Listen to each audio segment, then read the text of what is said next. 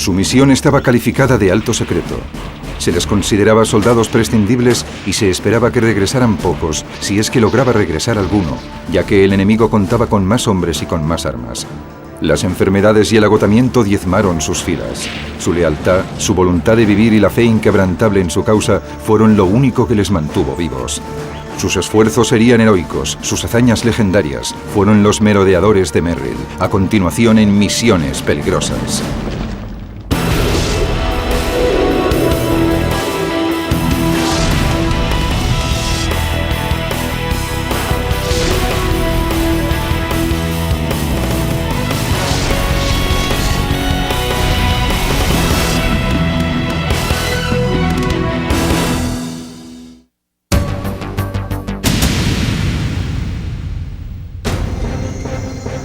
En 1944, un regimiento de soldados estadounidenses llevó a cabo misiones secretas detrás de las líneas enemigas en el país entonces conocido como Birmania.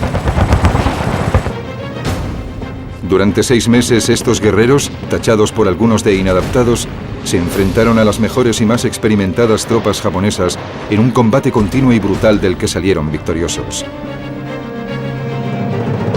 Utilizaban oficialmente el nombre en clave Galahad, pero la historia los recuerda como los merodeadores de Merrill. Algunos parecían encontrarse inadaptados y seguramente les metieron allí oficiales al mando que querían deshacerse de ellos, y muchos de ellos acabaron convirtiéndose en algunos de nuestros mejores soldados. Decían que eran pendencieros y cosas por el estilo. Eran chicos normales. Está claro que se trataba de tipos duros, pero no había duda de que muchos de ellos habían entrado en combate. A mí no me parecían distintos de los demás. Los merodeadores eran muy duros, de eso no cabe la menor duda. Eran excelentes soldados. Creo que eran una de las unidades más disciplinadas de todas las que entraron en acción. Actualmente, Birmania es conocida con el nombre de Myanmar. Al inicio de la Segunda Guerra Mundial, se hallaba bajo control británico y se situaba geográficamente entre otros 2 aliados de los Estados Unidos, India al oeste y China al este. En 1942, Japón invadió Birmania. Expulsó a los británicos y de esta forma pudo bloquear el corredor de Birmania que los aliados necesitaban para proveer a China de equipamiento y armamento. Para nosotros era muy importante que China continuara participando en la guerra, porque eso garantizaba que allí habría al menos 2 millones de soldados japoneses ocupados. Además, China era considerada como un punto estratégico clave para llevar a cabo futuros ataques aliados contra Japón. En agosto de 1943, el presidente de los Estados Unidos, Franklin Roosevelt, el primer ministro británico, Winston Churchill, y el comandante aliado del sudeste asiático, Lord Louis Mountbatten, debatieron sobre la situación de China, Birmania e India en el transcurso de una conferencia en Quebec, Canadá. También asistió a ella un brigadier general británico, hombre muy inteligente pero poco ortodoxo, llamado Ord C. Wingate. Wingate era diferente incluso en el aspecto. Había quien decía que era un tipo raro. Wingate tenía su propia manera de hacer la guerra, que consistía en realizar penetraciones de largo alcance en terreno enemigo. Eso significaba enviar tropas muy por detrás de las líneas del adversario para destruir la infraestructura enemiga en vez de combatir las tropas del frente. Wingate ya había llevado a cabo misiones de largo alcance utilizando una fuerza compuesta por tropas británicas, indias, gurkhas y birmanas. Se les conocía como los Chindians. Churchill quería que un comando estadounidense entrara junto con los británicos para intentar recuperar Birmania. Los líderes decidieron que había que formar un regimiento estadounidense bajo el mando del británico Wingate. Su objetivo sería la destrucción de las rutas de comunicaciones y de abastecimiento japonesas para provocar el caos en suelo enemigo. El presidente Roosevelt solicitó voluntarios de los distintos campos de operaciones para lo que en aquel momento calificaron como una misión peligrosa y arriesgada. Cuando nos presentamos voluntarios, nos dijeron que esperáramos entre un 85 y un 90% de bajas. A menudo muchos de mis amigos me dicen, ¿cómo fuiste tan idiota de presentarte voluntario para una misión en la que te advirtieron que había muy pocas posibilidades de sobrevivir? Pero entonces las cosas eran muy distintas. Teníamos un objetivo. Después de lo de Pearl Harbor, todo el mundo se moría de ganas de machacar a los japoneses. Yo llevaba 28 meses ahí, en el Pacífico Sur, y pensábamos que ya iba siendo hora de volver a casa. Y queríamos contribuir a hacer que la guerra terminara lo antes posible, del modo que fuese. Liderados por el coronel Charles Hunter, que estaba a las órdenes del general Wingate, los cerca de 3.000 voluntarios de todos los estados de la Unión se reunieron en la India bajo el nombre en clave de Galahad el 29 de octubre de 1943.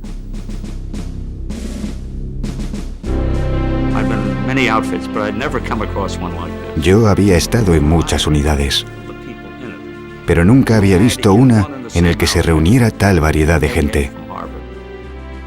En una misma unidad tenías intelectuales de Harvard y chicos llegados de las calles de Nueva York. Algunos de ellos eran exconvictos. Había indios Sioux de Dakota que hacían de rastreadores. Había muy buenos soldados del Medio Oeste y del Oeste.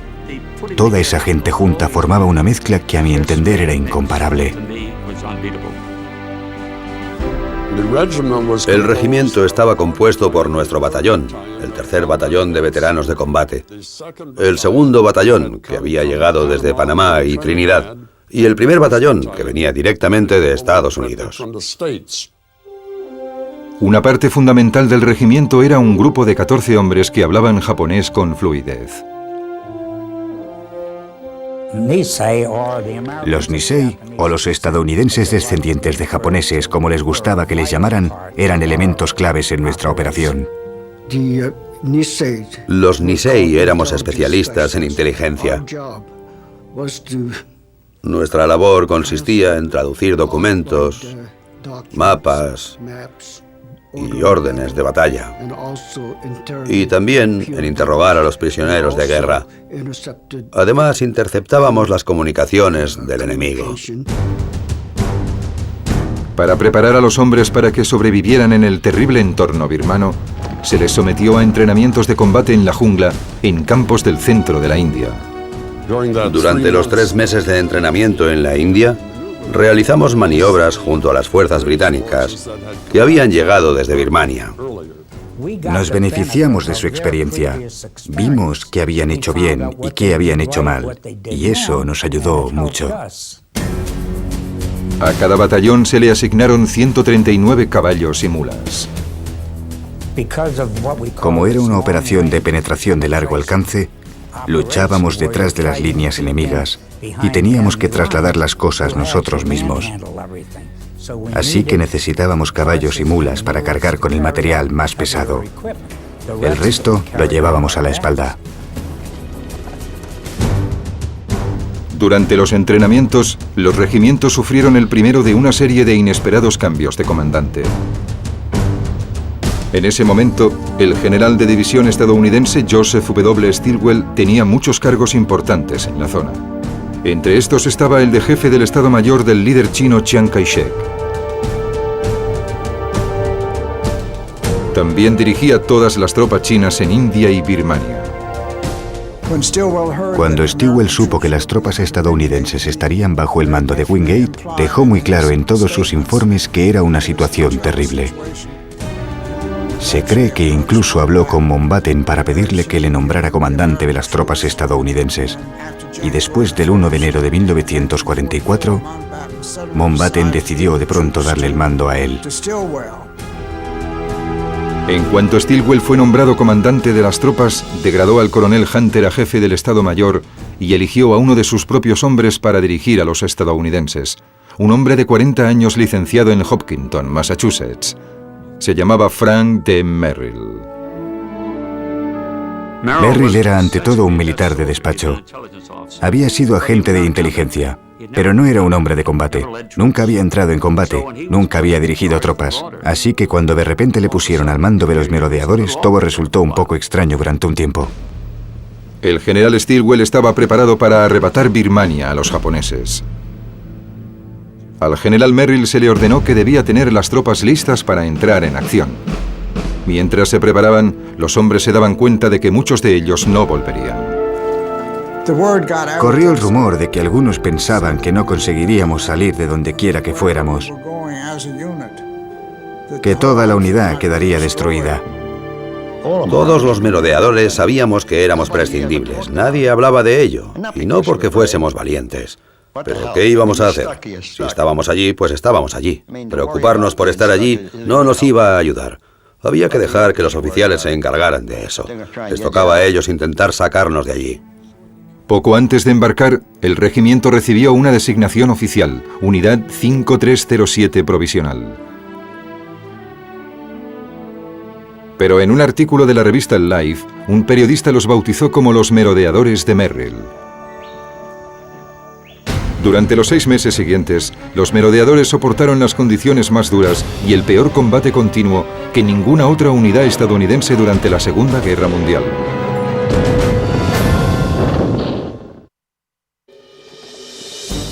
Los merodeadores de Merrill siempre sufrían por falta de información.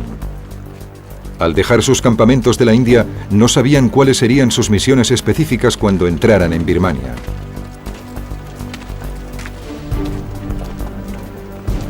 Marcharon hacia el sudeste por el camino del Edo y entraron en territorio enemigo el 24 de febrero de 1944.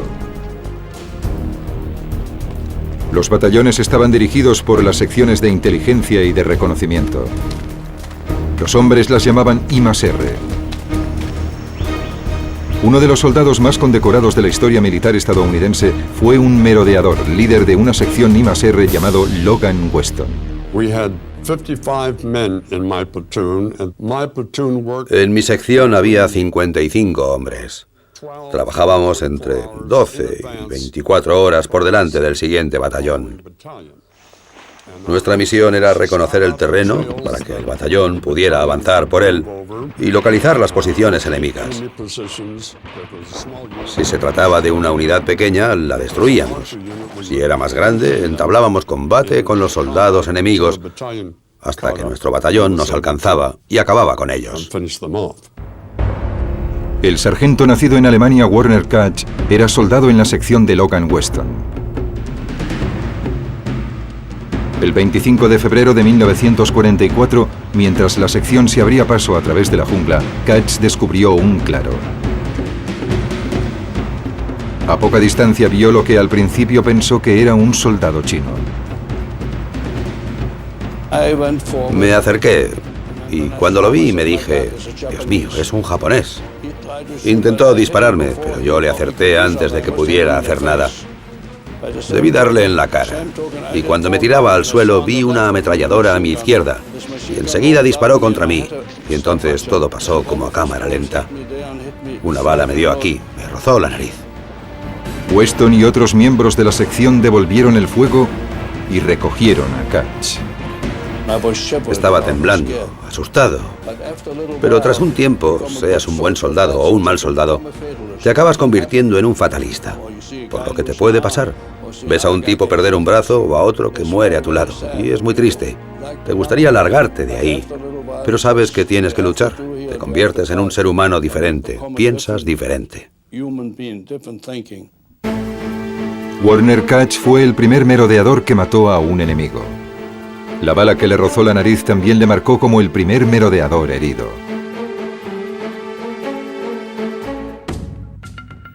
El 28 de febrero, los merodeadores ya se habían internado en territorio enemigo, cuando el general Merrill les informó de que su primera misión tendría lugar en un pueblo llamado Gualabam.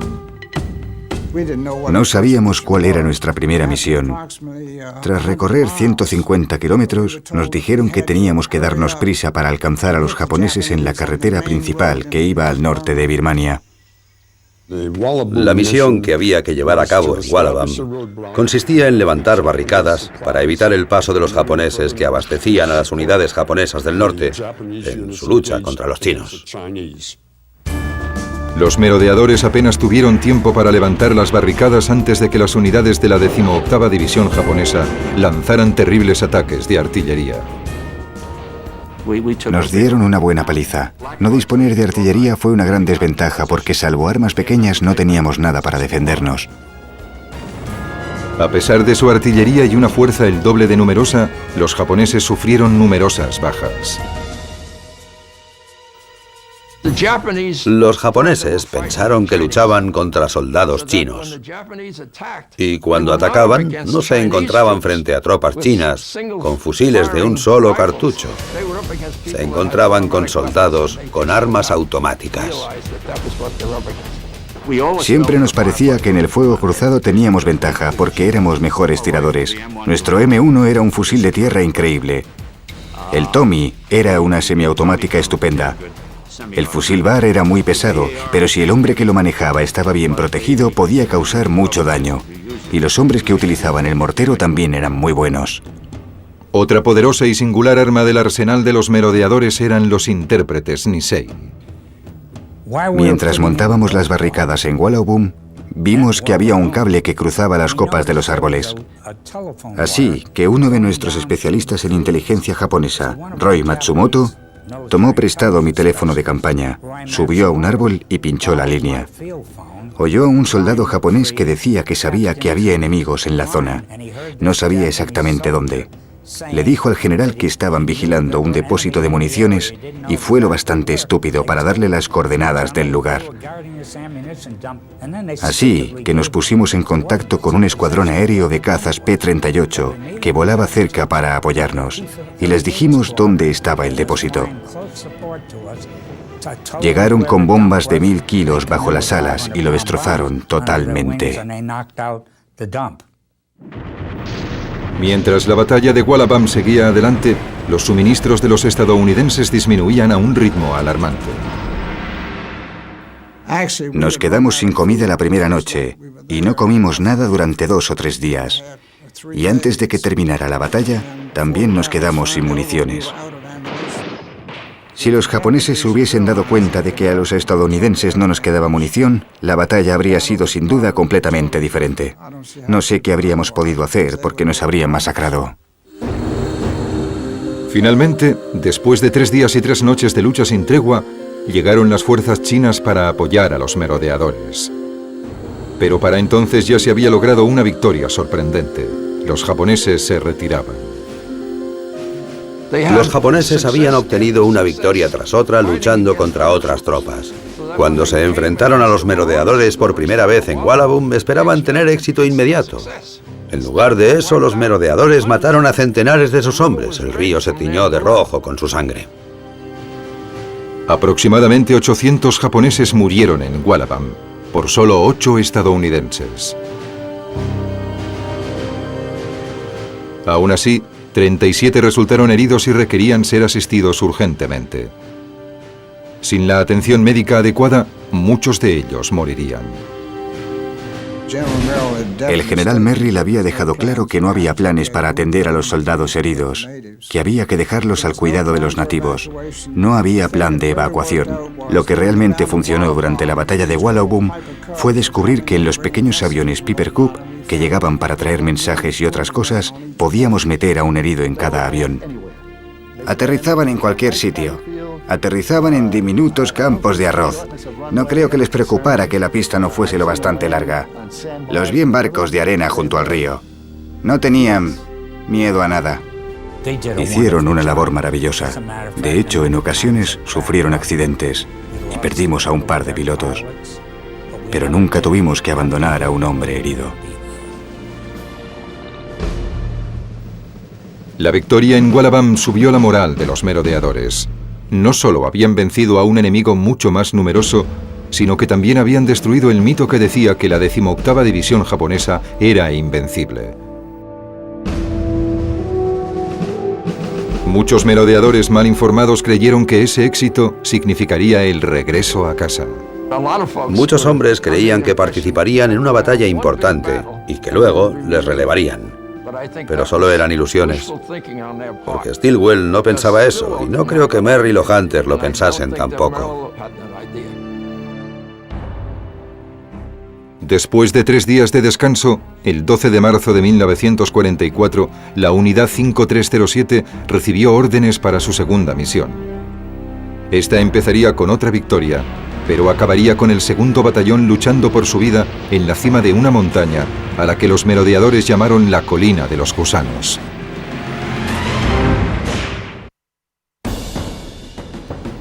Antes de que los merodeadores pudiesen iniciar su segunda misión, tenían que conseguir los suministros que tanto necesitaban. Pero la tarea de abastecer a la Unidad 5307 era una misión extremadamente peligrosa. La técnica que usábamos para lanzar los suministros la habíamos aprendido de los Chindits de Wingate, con quienes nos habíamos entrenado en la India. Era la única manera de conseguir abastecer a los soldados que estaban detrás de las líneas enemigas. Había que utilizar aviones para transportar todo el armamento, toda la comida, y era necesario que los pilotos fuesen muy hábiles. Debían volar bajo para identificar bien el objetivo y también para evitar los ataques de los cazas japoneses que había en la zona. Les admirábamos mucho, lo mismo que a los hombres que envolvían nuestros suministros. Los cargaban en el avión y los lanzaban para nosotros. Una vez abastecidos, el 11 de marzo de 1944, los 3 batallones tuvieron que separarse. Una decisión que pronto resultaría desastrosa. El segundo y el tercer batallón fueron hacia el este y después hacia el sur, atravesando los pueblos birmanos de Hamxingyang, Nepunga hasta Enkangatuan. El primer batallón se dirigió hacia el sur, a Shaduzab. El primer batallón tuvo tantas dificultades al atravesar la jungla que iban extremadamente lentos y tuvieron 15 o 20 escaramuzas con japoneses antes de llegar a las barricadas. Cuando el primer batallón llegó finalmente a Shaduzab, descubrió un campamento japonés al otro lado del río. Escondidos, los merodeadores planearon un ataque sorpresa para la mañana siguiente. Enviaron un equipo de combate al otro lado del río y mantuvieron otro equipo en el campamento, desde donde podían apoyarles. Sorprendieron a los japoneses mientras se levantaban y tomaban el desayuno, y acabaron con ellos. Cuando el primer batallón llegó a Shaduzab, los otros 2 batallones de merodeadores ya habían levantado sus barricadas. Sin embargo, les ordenaron que abandonaran la posición si les atacaban. Una gran fuerza japonesa amenazaba con atrapar a los estadounidenses a menos que escaparan en la dirección por la que habían venido, hacia el pueblo de Nepunga. La sección de Weston fue la que evitó que les atraparan, y así pudieron llegar a tiempo a Nepunga. Recomendé por radio al batallón que me trasladaran hacia el sur. Desde esta posición podría bloquear a cualquier fuerza enemiga que viniera del sur y mantener abierta la ruta de escape para la evacuación de los 2 batallones. Durante esos 3 días y 4 noches tuve que retirarme a menudo para evitar que me rodearan o me aislaran. Fue una experiencia complicada y una situación constantemente cambiante. Mientras la sección de Weston luchaba para detener el avance enemigo, el tercer batallón se dirigía a Hamxingyang. Los aproximadamente 800 hombres del segundo batallón corrían hacia Nepunga en espera del inevitable ataque japonés. El segundo batallón tenía órdenes de permanecer allí para bloquear el camino y que de este modo los japoneses no pudiesen llegar más al norte y atacar otra vez a los chinos. Para entonces, las terribles condiciones birmanas y la dura lucha se estaban cobrando un alto precio en la Unidad 5307. Las enfermedades y la pérdida de peso debido a la malnutrición afectaban a muchos hombres. El primer comandante de los merodeadores, el coronel Charles Hunter, volvió a ponerse al mando cuando el general Merrill tuvo que ser evacuado debido a problemas con el corazón. El 28 de marzo de 1944, los japoneses empezaron a acorralar al exhausto segundo batallón. Y la unidad japonesa que yo había estado retrasando puso cerco a todo el batallón al cabo de 12 horas. Así descubrimos que no nos habíamos enfrentado a un batallón, sino a un regimiento. Nupunga pronto fue conocida como la colina de los gusanos, por los varios centenares de japoneses muertos que yacían rodeando el perímetro y por los cadáveres de unos 100 caballos y mulas cubiertos por millones de moscas azules. Tras varios días el olor era tan penetrante que se olía a casi 2 kilómetros de distancia. Durante el asedio, muchos suministros empezaron a escasear dramáticamente, incluido el agua. En Nupunga, los japoneses capturaron el único pozo de agua del lugar y no había ninguna otra manera de conseguirla. El 30 de marzo, una patrulla de reconocimiento de los merodeadores salió del perímetro de Nepunga con la misión de comprobar si el pozo de agua se podía recuperar. Por desgracia, volvieron por el extremo equivocado del perímetro. Y cuando entraron, los hombres no sabían que eran de los nuestros y les dispararon. Ahí murió mi mejor amigo, además de otros hombres del equipo. Esas cosas pasan, lo sé. Hay gente que se escandaliza, pero así es la guerra, al fin y al cabo. Al llegar el 8º día de asedio, el teniente Edward McLogan ordenó a uno de sus intérpretes Nisei que se infiltrara en la posición enemiga. Hicimos varios trabajos y uno de ellos era realizar escuchas al enemigo. Nos acercábamos arrastrándonos y la mayoría de las veces solo se trataba de charlas normales, pero en algunas ocasiones el enemigo nos reveló sus planes. Roy Matsumoto estaba de misión en la jungla una madrugada y escuchó una conversación entre japoneses en la que decían que harían un ataque banzai por la mañana. Por supuesto, pasó informe del incidente al oficial de mando y lo preparamos todo para recibir ese anticipado ataque banzai. Eran fanáticos. Se lanzaban directos hacia las ametralladoras una y otra vez. Teníamos tantos cadáveres delante de nuestras ametralladoras que teníamos que apartarlos para poder seguir disparando. El coraje de Roy Matsumoto había evitado el desastre total. Si no hubiésemos obtenido esa información, probablemente habrían roto el perímetro y quizás se habrían adueñado de toda la zona. Mientras el 2º batallón resistía como podía, el 3er batallón intentó conquistar el bastión japonés lanzando ataques desde su base en Hamxingyang. El enemigo patrullaba todo el camino hasta Samxingyang. Tuvimos que abrirnos paso a lo largo de 6 kilómetros de resistencia para conseguir ayudar al batallón atrapado. El 2 de abril, los estadounidenses recibieron 2 obuses de 75 milímetros que les lanzaron desde el aire. Al fin los merodeadores disponían de piezas de artillería. 4 días más tarde llegó el 1er batallón, que no había comido durante días, para ayudar en la liberación de sus compañeros. Cuando la batalla de Shadusub terminó, salimos a marchas forzadas con la misión de intentar rescatar al 2º batallón, que estaba sitiado en Napunga. El domingo de Pascua por la mañana, el 9 de abril de 1944, tras 12 días de implacable lucha, el asedio terminó. Los japoneses se habían retirado.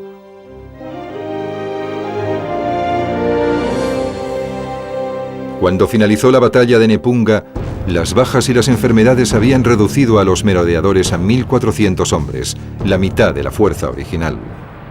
Las tropas estaban tan agotadas que el mando determinó que la unidad 5307 no podía seguir así.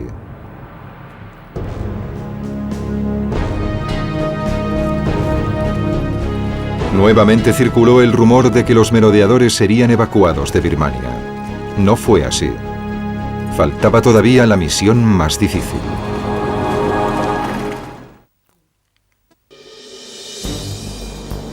El 17 de abril de 1944, el general Joseph Stilwell y el general Frank Merrill, recuperado de su infarto y nuevamente al mando de los merodeadores, se reunieron para planear la tercera misión. El objetivo era el campo aéreo cercano a la ciudad de Myitkyina. La pista de aterrizaje japonesa de Myitkyina tenía una gran importancia estratégica. Y si lográbamos apoderarnos de ella, podíamos evitar que la usasen para interceptar con sus cazas a nuestros C-47 y a nuestros aviones de suministros que iban de India a China a 6.400 metros de altura sobre el Himalaya, cargados con municiones y abastecimientos para el ejército chino. Pero los merodeadores no estaban en condiciones de realizar otra misión.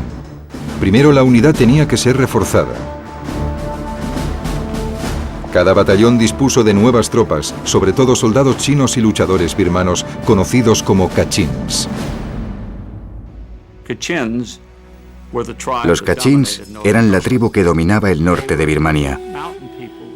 Vivían en pueblos de las montañas y conocían bien el territorio. Y tenían un sexto sentido para saber quién se hallaba por la zona.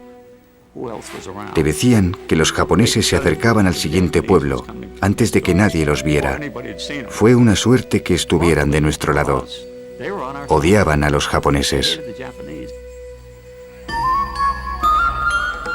Los merodeadores se esforzaron para tener buena relación con sus aliados nativos. Aquí, en un momento de descanso que eran poco habituales, el general Merrill y otros merodeadores bailan con los Kachins.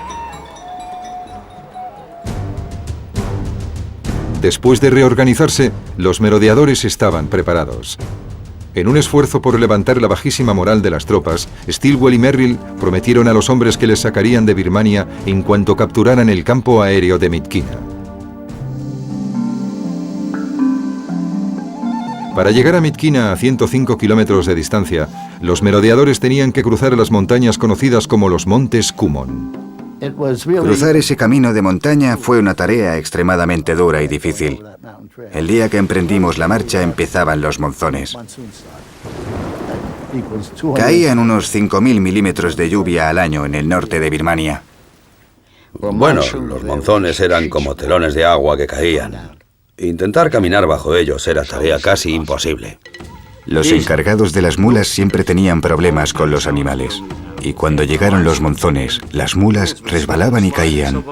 Y algunas murieron despeñadas con nuestros suministros sujetos en sus lomos. Durante el viaje hacia Myitkyina, los merodeadores se enfrentaron a un nuevo enemigo mortal. El tifus o la fiebre Shichimiguchi era el enemigo más peligroso. Y no supimos que existía hasta que cruzamos la montaña de camino a nuestra tercera misión. Era un paso de montaña de 2.000 metros y recibimos un mensaje de radio que nos comunicó que habíamos contraído esa enfermedad. Lo que ocurría es que rápidamente la fiebre llegaba hasta los 40 grados. Si no evacuábamos inmediatamente a los afectados, todos ellos morirían. Más de 40 miembros de los merodeadores de Merrill murieron de tifus.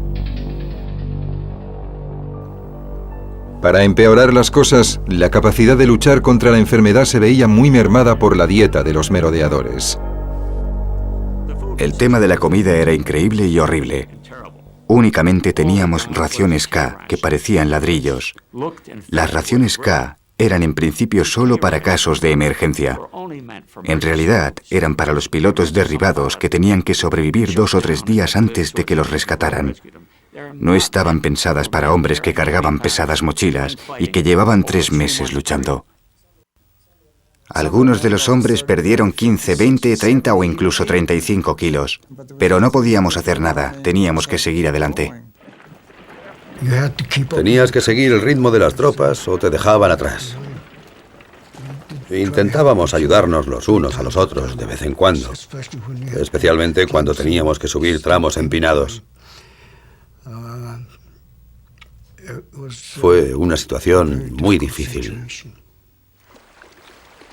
Las terribles condiciones en las que se encontraban los merodeadores empeoraron aún más debido a un parásito que se enganchaba a la piel de los hombres.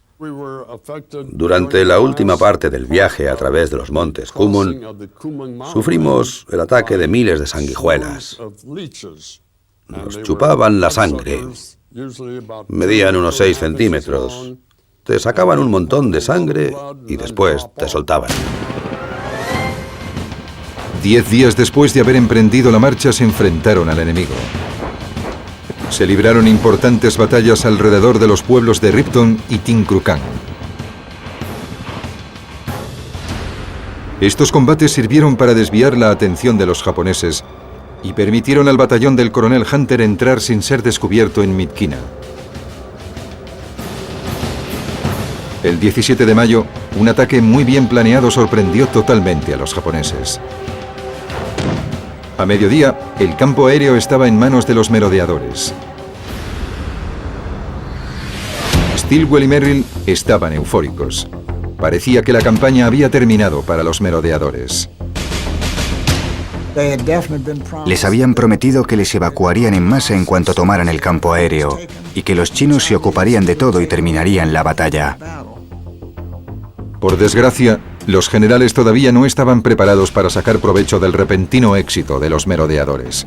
Lo que ocurrió fue que el general Merrill dijo que nos darían comida y municiones en cuanto capturásemos el campo aéreo, pero no llegaron hasta pasados un par de días.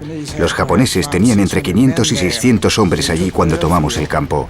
Cuando llegaron las municiones y la comida, poco antes de que todo terminara, había como 4.000 hombres allí. Los japoneses usaban en ese momento la ciudad de Myitkyina para lanzar contraataques sobre el campo aéreo. Los chinos tenían la misión de repelerlos. Sus intentos fracasaron cuando 2 de sus unidades se confundieron y se dispararon entre ellas, resultando muertos centenares de sus propios hombres. Fue un contratiempo importante, porque contábamos con que hicieran ese trabajo. Entonces tuvimos que decidir qué hacer. La unidad 5307 se atrincheró. Myitkyina se había convertido en un grave problema sin solución a la vista. Los 600 miembros que quedaban de los merodeadores de Merrill no iban a ir a ninguna parte.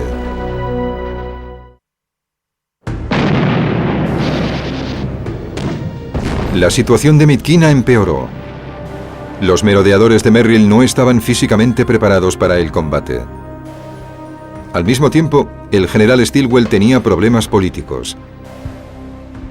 Le podían acusar de favoritismo si sacaba a los estadounidenses de allí, mientras que los chinos y los británicos recién llegados proseguían la lucha.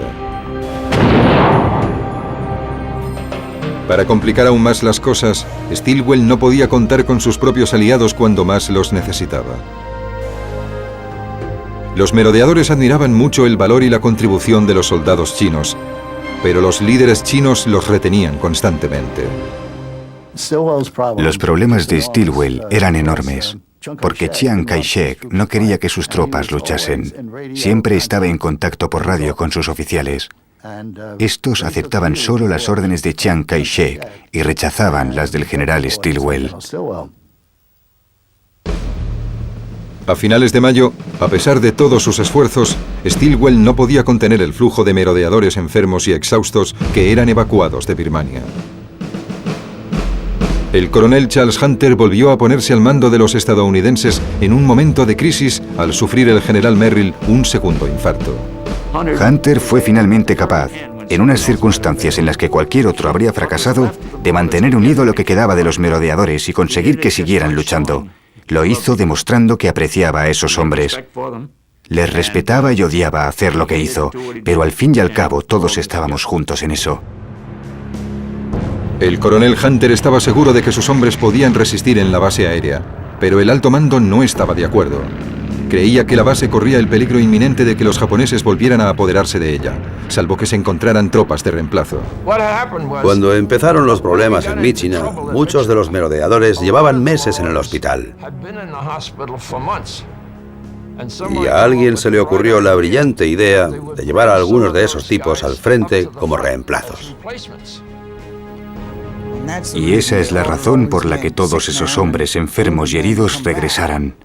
Era totalmente innecesario, según el coronel Hunter. Algunos creen que un miembro del personal de Stilwell interpretó mal sus órdenes. En todo caso, el incidente fomentó la antipatía hacia el general entre muchos de los merodeadores. La rabia llegó hasta tal punto que un merodeador dijo que si Joe Stilwell se le ponía a la vista, le dispararía por la espalda. Al final, con el transcurso de las semanas, los refuerzos empezaron a llegar. Stilwell trajo ingenieros, pero esos pobres tipos no estaban entrenados para el combate. Les llevaron allí para ver qué podían hacer, pero por desgracia estaban mal preparados para realizar el trabajo. El 12 de julio, una unidad de refuerzos estadounidenses quedó diezmada en un trágico accidente de fuego amigo. Las fuerzas aéreas ordenaron un bombardeo durante la batalla de Midkina, pero lo hicieron en la dirección equivocada. Lanzaron las bombas en el lugar equivocado. Recuerdo las cifras de ese día. Hubo 119 hombres muertos, heridos o enterrados vivos.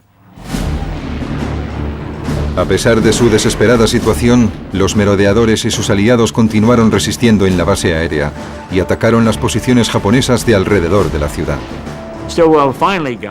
Stilwell finalmente consiguió refuerzos en India, 2.900 hombres. Así que empezaron a llegar soldados, tropas frescas e inexpertas, pero bien entrenadas, que nos ayudaron muchísimo a hacer lo que debía hacerse. La ciudad de Midkina se rindió a los aliados el 3 de agosto de 1944, 2 meses y medio después de que se capturara la base aérea.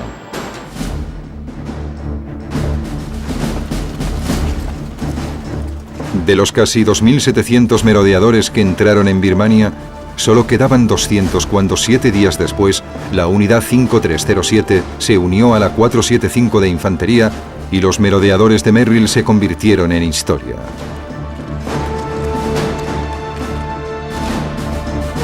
El corredor de Birmania se reabrió el 28 de enero de 1945 y los suministros volvieron a pasar a través de Birmania hasta China. La campaña había terminado, pero la experiencia birmana nunca abandonó los corazones y las mentes de los merodeadores de Merrill. Recuerdo a los maravillosos voluntarios. Queríamos luchar, queríamos terminar la guerra. Y ellos hicieron lo imposible por conseguirlo. Muchos de ellos murieron de pie. Deberíamos recordarlos como un valiente grupo de hombres maravillosos. Años después, el coronel Hunter describió a los merodeadores de Merrill como la unidad del tamaño de un regimiento más castigada y menos reconocida de la Segunda Guerra Mundial. A pesar de esa sombría afirmación, la historia no ha olvidado a la unidad 5307. Los merodeadores fueron únicos en la historia militar. Una fuerza organizada para una peligrosa misión, sin ninguno de los apoyos habituales. Y lucharon hasta el final, con grandes dosis de resistencia y fuerza, y sin apenas recursos.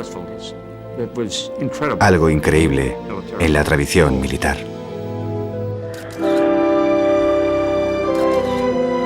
En 1966, los merodeadores recibieron una mención presidencial por su heroísmo.